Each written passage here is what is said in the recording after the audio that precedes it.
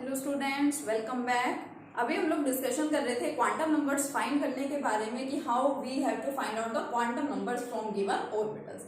आपको अच्छे से ध्यान है कि हम वहां पे क्या करते थे, हमें कुछ पर्टिकुलर ऑर्बिटल दे दिया जाता था लाइक 4D, और हमें इसके लिए क्या करने पड़ते थे, क्वांटम नंबर्स की वैल्यू को फाइंड करना पड़ता था। n की वैल्यू हो गई, l है, m है और s है, इसको हम लोग फाइंड करते हैं। लेकिन देखिए अब हम थोड़े से डिफरेंट टाइप के क्वेश्चंस करेंगे यहाँ पे। और क्या है इधर देखो, using S P D and F notations. S P D और एफ नोटेशंस का यूज करते हुए आपको क्या करना है, describe the orbitals with the following quantum numbers. अब आपको यहाँ पे उल्टा कर दिया, अब आपको यहाँ पे क्वांटम नंबर दे दिए और आपको ऑर्बिटल्स फाइंड करने हैं। पहले आपको ऑर्बिटल गिवन होते थे, आप वहां से क्वांटम नंबर फाइंड करते थे। अब ये देखो आपको क्या दे रखे हैं, ये क्वांटम नंबर दिख रहे हैं आपको, एन एल क्या है, ये प्रिंसिपल क्वांटम नंबर, और ये क्या है आपका एंगुलर और एजिमुथल क्वांटम नंबर। अब आपको अपोजिट यहाँ पे कंडीशन अराइज हो रही है आपके पास। अब आपको क्या दिया, क्वांटम नंबर दे दिए और and we have to find out the orbital here now. Okay, तो अब देखो बहुत इजी है ये भी। सबसे पहले हमें एन दे रखा है 4, ठीक है। अब n आपको अच्छे से पता है, प्रिंसिपल क्वांटम नंबर क्या होता है, जो ऑर्बिटल के स्टार्टिंग में जो डिजिट लिखी होती है। मान लीजिए मैं लिख दूं 2s, तो यही डिजिट तो क्या होती है मेरे पास में, वैल्यू ऑफ n। अब देखो मुझे n की वैल्यू दे दी यहाँ पे, ठीक है, तो इसको मैं कैसे लिखती हूँ, ऑर्बिटल के यहाँ पे स्टार्टिंग में डिजिट मैंने लिख दी 4। अब n इज इक्वल टू 0। अब हमें फाइंड आउट करना है, now you have to find out for which orbital the value of l is 0। किस ऑर्बिटल के लिए l की वैल्यू 0 होगी, ये हमें पता लगाना है। देखो मैं यहां लिख रही हूँ, हमने अभी देखा s p d f and so on, orbitals हो सकते हैं आगे। l की वैल्यू क्या होती है, s के लिए 0, फिर 1, फिर 2, 3 और इस तरह से चलती जाएगी, ठीक है। तो l की वैल्यू 0 देखो कौन से ऑर्बिटल के लिए आ रही है, s ऑर्बिटल के लिए, तो क्या हो जाएगा 4s। यानी मुझे इन क्वांटम नंबर्स से जो ऑर्बिटल मिला है, कौन सा ऑर्बिटल मुझे मिला है, 4s ऑर्बिटल मिला है, ठीक है। इसको देखो नेक्स्ट वन, तो बड़ा इजी है, हो जाएगा आसानी से। n की वैल्यू 3, यानी मैं क्या लिख दूं 3।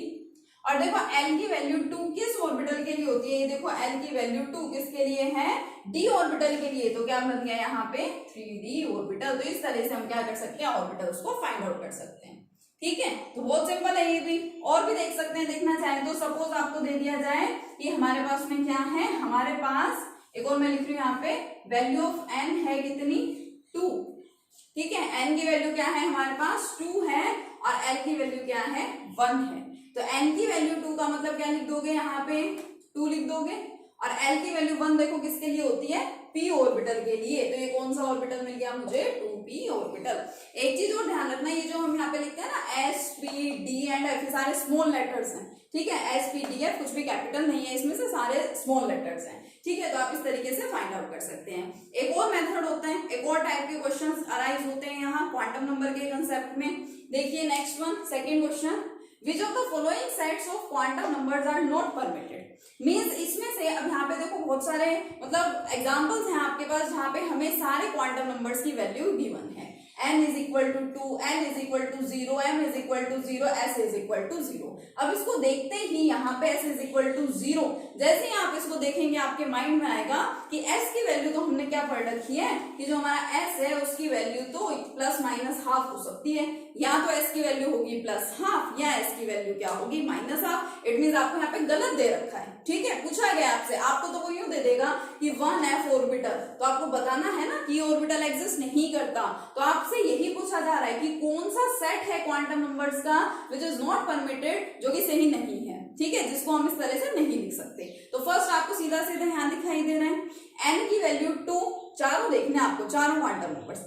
n की वैल्यू 2 किसी भी पर्टिकुलर ऑर्बिटल के लिए हो सकती है। मान लो मैंने लिख दिया 2s, मैंने लिख दिया 2p, तो n की वैल्यू क्या है, यानी कि 2 हो सकती है किसी केस में। l की वैल्यू 0 होती है s ऑर्बिटल के लिए, ठीक है। m की वैल्यू 0 होगी, अगर मान लो l की वैल्यू 0 है तो ऑब्वियसली m की वैल्यू क्या होगी, -0 से +0, यानी value of m will also be equal to 0, but value of s can not be equal to 0, so this orbital is not permitted. लिखा कैसे जाएगा, पहले आप इनको अच्छे से देख लीजिए, इसी तरीके से जैसे मैंने आपको बताया, आप इसको करके देख लीजिए और फिर लिख दो कि this set of quantum number is not permitted, it is not permitted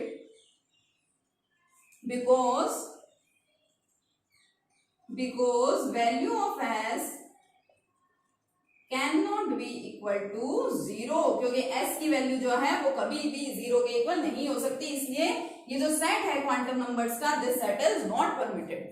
आगे आपको अच्छे से समझ में। नेक्स्ट को देखिए, n इज इक्वल टू 2, यानी 2 हो सकता है, ठीक है।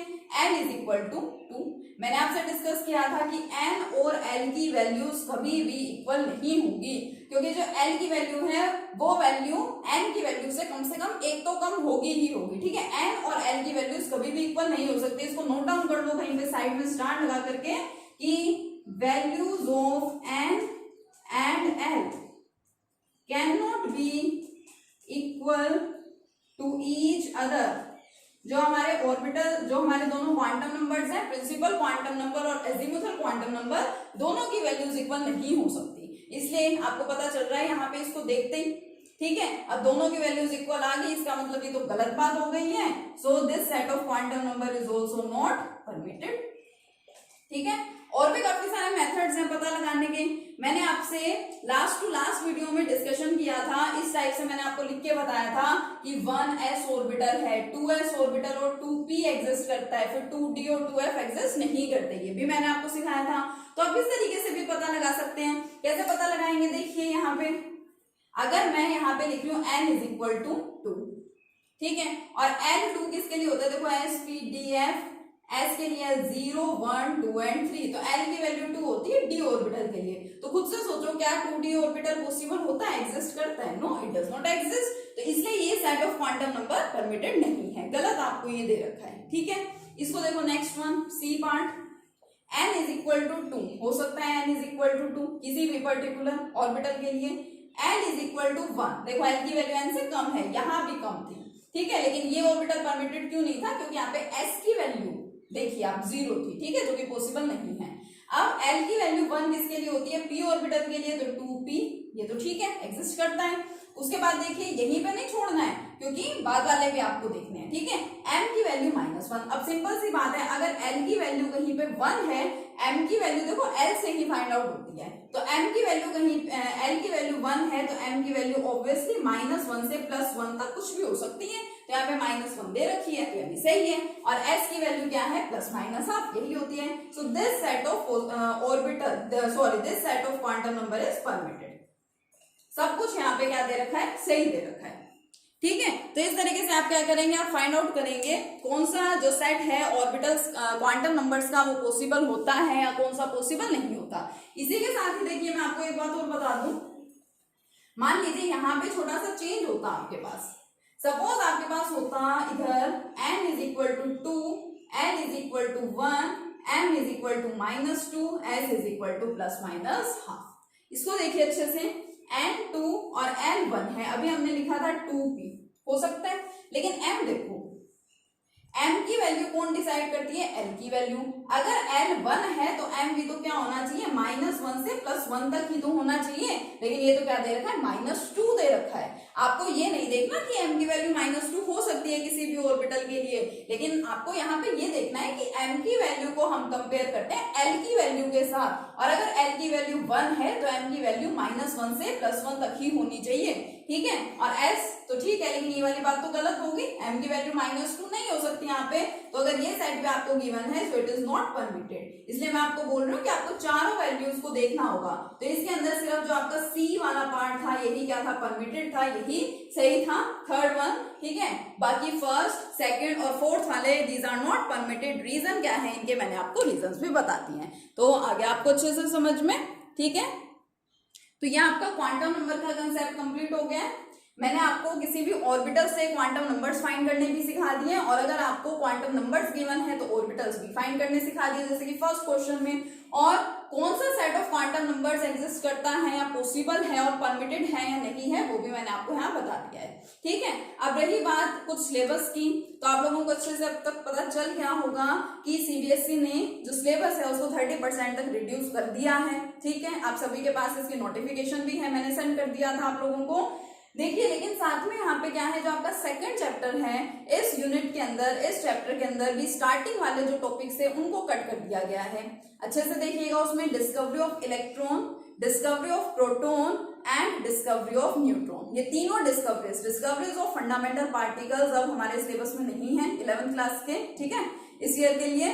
तो discovery of electron, proton, neutron नहीं है। एटॉमिक नंबर का जो हमने कंसेप्ट पढ़ा था वो भी आपके सिलेबस से हटा दिया गया है।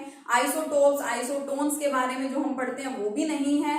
और हमने स्टार्टिंग में मॉडल्स पढ़े थे, Thomson's model of atom and Rutherford model of atom, ये दोनों मॉडल हटा दिए गए हैं एटम के, और इन दोनों के साथ में लिमिटेशंस भी हटा दी गई हैं। तो वो वाला पोर्शन वहां तक आपका हटा दिया गया है। बाकी इस चैप्टर के अंदर कुछ भी चेंज नहीं है, बाकी सारी चीजें हैं आपके सिलेबस में, ठीक है। तो थोड़ा अच्छे से स्टडी कीजिए, क्वांटम नंबर के कंसेप्ट को पढ़िए, कुछ भी दिक्कत हो तो पूछिए, ठीक है। Thank you.